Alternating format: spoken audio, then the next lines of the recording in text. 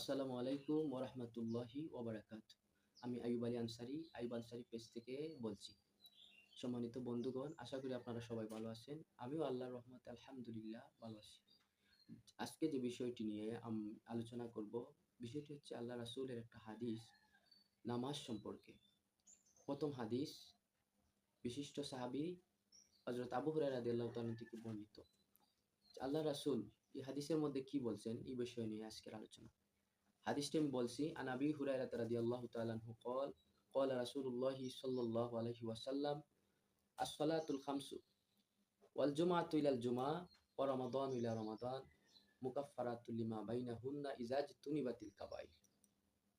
সম্মানিত বন্ধুগণ, বিশিষ্ট সাহাবী আল্লাহর রাসূল সাল্লাল্লাহু আলাইহি ওয়াসাল্লামের সহচর হযরত আবু হুরায়রা রাদিয়াল্লাহু তাআলা আনহু হতে বর্ণিত, তিনি বলেছেন যে আল্লাহর রাসূল সাল্লাল্লাহু আলাইহি ওয়াসাল্লাম বলছেন যে কোনো ব্যক্তি যদি ৫ ওয়াক্ত নামাজ পড়ে আর ওই নামাজ এক জুমা থেকে অপর জুমা এর ভিতরে সে যদি নামাজ দায়েম করে যায় এবং এক জুমা থেকে অপর জুমা পর্যন্ত পড়ে, তাইলে ওই সময়ের যে গুনাহ, সগীরা গুনাহগুলা ওই নামাজের কারণে আল্লাহ তাআলা মাফ করে দিবেন। আবার বলা হয়েছে যে এক রমজান মাসের রোজা হইতে অপর রমজান মাসের রোজা, যদি সে এক রমজানের রোজা রাখলো, অপর রমজানের রোজা যে গুনাহ করলো, ওই ছোট গুনাহ আল্লাহ তাআলা কাফফারা হিসাবে ক্ষমা করে দিবেন।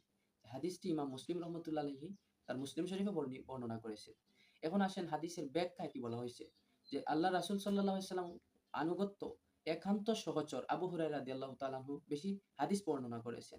উনি বলছেন, আল্লাহ রাসূল বলছেন যে এক জুমার নামাজ অর্থাৎ এক জুমা থেকে অপর জুমা অর্থাৎ এই যে সপ্তাহের সারা সপ্তাহের যে ছোট ছোট গুনাহ ওইগুলা আল্লাহ জুমার নামাজ পড়ার কারণে ক্ষমা করে দিবেন। সুবহানাল্লাহ। আবার দেখা যাচ্ছে এক রমজান মাসের রোজা সে রাখলো অপর রমজান মাস পর্যন্ত, যদি সে আবার রমজান পায় আর যদি রোজা রাখে, তাহলে দেখা যায় ওই রমজানে রোজা রাখার কারণে এক বৎসরের ছোট ছোট সগীরা গুনাহ আল্লাহ কাফফারা হিসাবে ক্ষমা করে দিবেন। এখন আসুন আল্লাহ তাআলা কুরআনে কি বলছেন, সূরা নিসার ওই আয়াত যে ইজা যে ইন তাজতানিবু কাবাইরা মা তুনহাউনা আনহু নুকাফফির আনকুম সাইয়্যাতিকুম।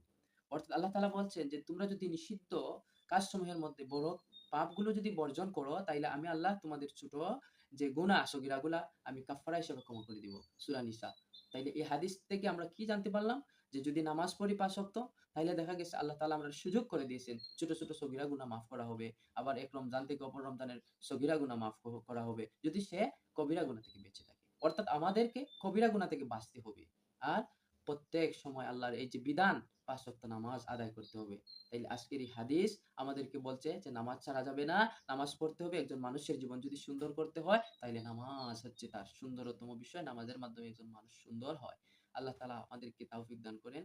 আমরা যেন ৫ ওয়াক্ত নামাজ পড়তে পারি এবং হাদিস যেন মান্য করে চলতে পারি। বিশেষ করে একটা কথা এখানেই শেষ করলাম। ওমা আলাইনা ইল্লাল বালাগ। সম্মানিত বন্ধুগণ, যে রাসূলের আরেকটা হাদিস বাল্লিগু আন্নি ওয়ালাউ আয়া, যে তোমরা যদি আমার একটা হাদিস তোমার কাছে পৌঁছে যায়, কোরআনের একটা বাণী পৌঁছে যায়, তাইলে তোমরা ওই বাণীটা অপর মুসলমানের কাছে সারা বিশ্বের কাছে ছড়াইয়া দাও।